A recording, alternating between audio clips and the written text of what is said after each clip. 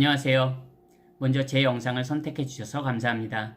이번 영상에서는 캐나다에 오면 좀 더 이곳 캐나다의 장점을 누릴 수 있을 것 같은 분들, 즉 오늘 이 영상을 끝까지 보시고 이 영상에서 말하는 사람이 바로 나다 싶은 분들이 계시다면 이런 분들은 캐나다행에 대해서 한번 깊게 생각해 보시면 좋을 것 같습니다. 첫 번째, 젊은 분들, 10대 극후반부터 30대 초반까지. 한국에서는 중고등학교 시절 성실하게 최선을 다해 공부했지만 소위 말하는 명문대 진학과는 거리가 먼 대학에 진학해야만 하는 케이스. 현재 고등학교 2, 3학년 혹은 대학교 1, 2학년 분들 중에 이런 분들이 적지 않을 것 같습니다. 한국에서는 학벌을 소위 말하는 좋은 학교와 명문대죠. 굉장히 중요합니다. 적어도 이곳 캐나다는 일반 서민들의 삶에서는 그러한 부분을 전혀 감지할 수 없습니다.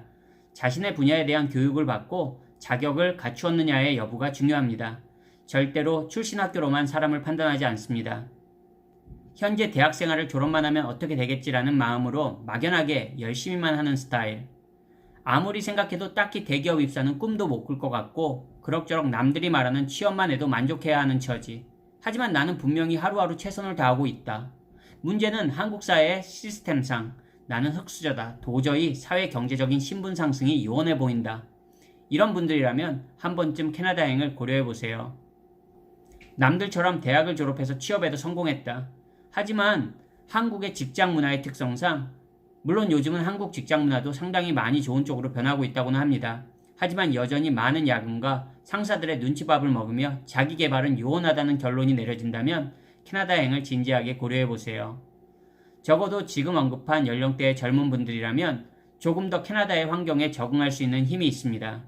이곳에서 교육을 보통 2년 정도 과정의 컬리지에서 본인이 원하는 전공, 아무래도 언어 능력이 이곳 원어민들과 많이 차이가 있는 만큼 기술 분야가 조금 더 경쟁력이 있는 것은 사실입니다.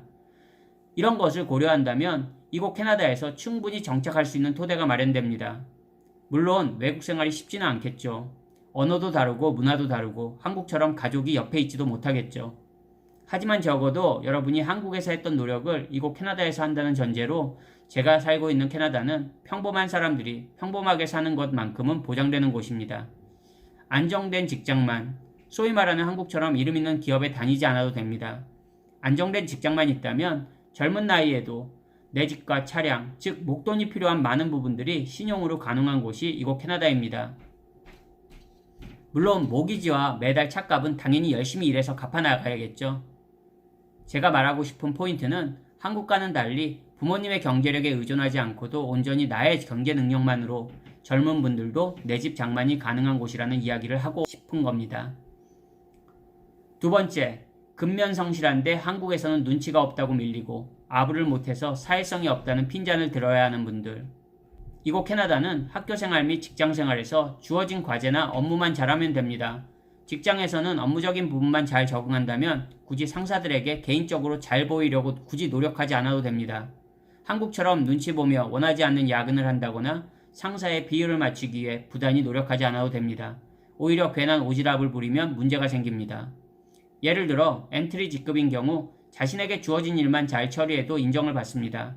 한국은 최저시급을 주면서도 주인의 마인드로 일하기를 바라는, 즉 회사에 완전히 충성을 바라는 직장 문화라면 이곳은 자기의 직급과 받은 급여만큼의 일만 완수하면 됩니다. 괜히 더 하려고 상사에게 더 잘 보이려고 눈치를 볼 필요가 거의 없습니다. 물론 직종별로 분야별로 조금은 다르겠지만 한국처럼 수직 구조가 조금은 아니 아주 많이 덜합니다. 이곳 직장에서의 직급은 그 사람이 높고 낮음을 표현해주기보다는 그 사람의 업무와 책임을 말해줍니다. 급여를 많이 받는 사람이 책임도 높고 그만큼 어려운 업무를 수행합니다. 그러니 당연히 매니저가 더 많은 돈을 받는 거겠죠. 아주 당연한 이치입니다. 그런 당연함이 당연하게 받아들여지고 그렇게 굴러가는 사회가 바로 이곳 캐나다입니다. 즉 인간적으로는 서로 동등한 인격체입니다.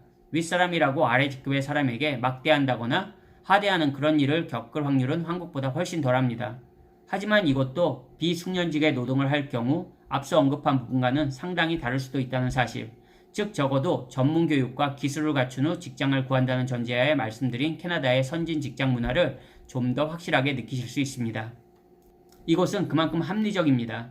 경력이 쌓이면 경력을 인정해줍니다. 단지 나이가 많다고 직장에서 내쳐지는 일은 없습니다. 또한 나이가 많아도 커리어를 바꿔서 다시 새로운 커리어에 도전할 수 있는 곳이 이곳 캐나다입니다. 세 번째, 아무리 노력해도 내가 한국에서 이룰 수 있는 것이 뻔하게 보인다. 유리벽이 완전히 명확하게 보인다.